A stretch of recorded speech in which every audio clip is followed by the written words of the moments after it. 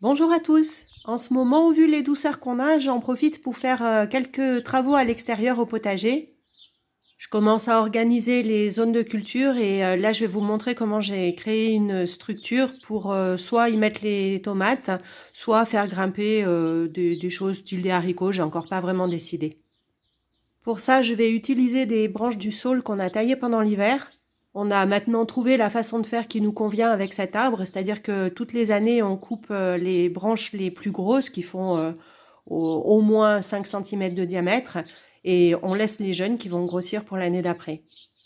On les trie en fonction de leur taille, on enlève toutes les petites brindilles latérales qu'on laisse se décomposer sur les zones à courge.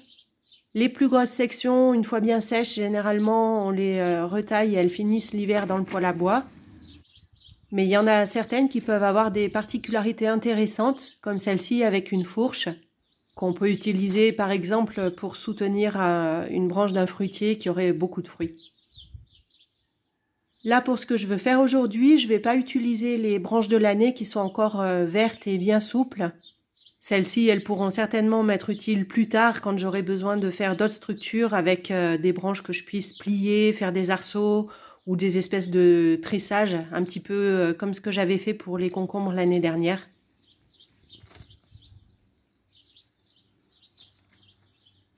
Mais aujourd'hui, je vais utiliser des plus vieilles qui sont bien sèches avec un diamètre à peu près comme le pouce. Donc je farfouille dans mes tas de bois et je sélectionne celles qui me semblent convenir le mieux. Au passage, en bout de course, c'est un bon truc aussi pour faire du petit bois d'allumage pour le poêle à bois pendant l'hiver.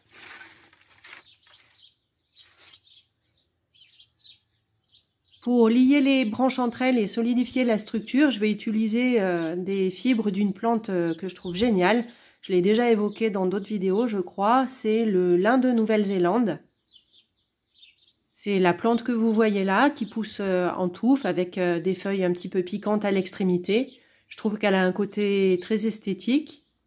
Et en plus, c'est une persistante qui apporte un peu de verdure même en hiver. Quand je veux m'en servir, j'utilise pas les feuilles du centre qui sont les plus jolies, mais je sélectionne plutôt celles qui sont autour, qui commencent à brunir un peu sans qu'elles soient complètement mortes et craquantes. Et pour en prendre une, il faut absolument se servir soit d'un sécateur, soit d'une paire de ciseaux, parce que à la main, c'est vraiment impossible à arracher. Donc on y va pour la zone à travailler. Je commence par faire un petit désherbage. Je laisse quand même les plantes qui m'intéressent, hein. Il y a des stolons de fraisier qui se sont enracinés, il y a quelques cardons qui restent encore. Et une fois que j'ai fait ça, je plante mes branches pour que ça forme des tipis.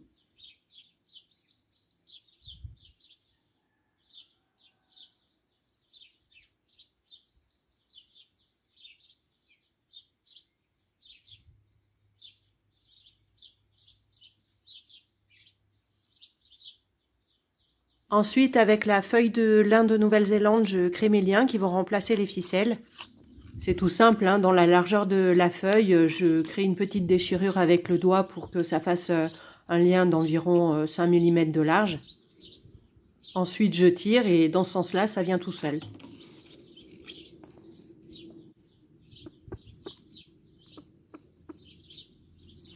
Je lie toutes mes branches 3 par 3 pour former les tipis.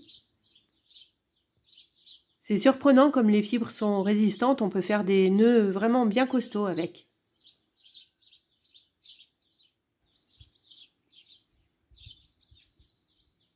Une fois que j'ai terminé mes tipis, je dispose par-dessus dans les croisements supérieurs 2 longues branches qui vont permettre de rigidifier la structure. Je ligote à nouveau le tout et pour l'avoir déjà utilisé en guise de lien pour les tomates, je sais que ça va tenir largement toute la saison. Et l'hiver prochain, lors du démontage de la structure, les fibres auront bien séché et je pourrai à ce moment-là les arracher facilement et les laisser directement au sol, ça va se décomposer. Il y a pas mal de plantes comme ça qui peuvent servir pour faire des liens naturels et personnellement, je trouvais intéressant d'en cultiver au jardin. J'ai choisi le lin de Nouvelle-Zélande parce que je trouvais qu'elle était jolie, mais on peut aussi aller se balader dans la nature pour en récolter.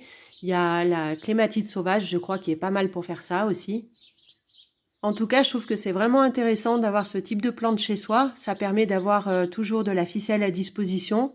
Et en plus de ça, elle est pas chère, locale, renouvelable et biodégradable.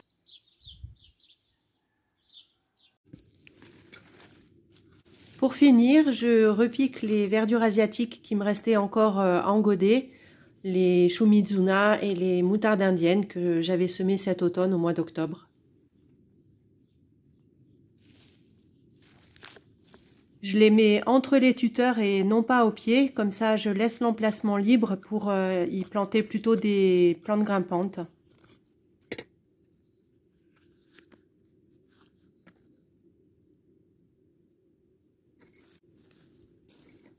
Je vous laisse sur ces quelques images et je vous dis à bientôt. Bye bye!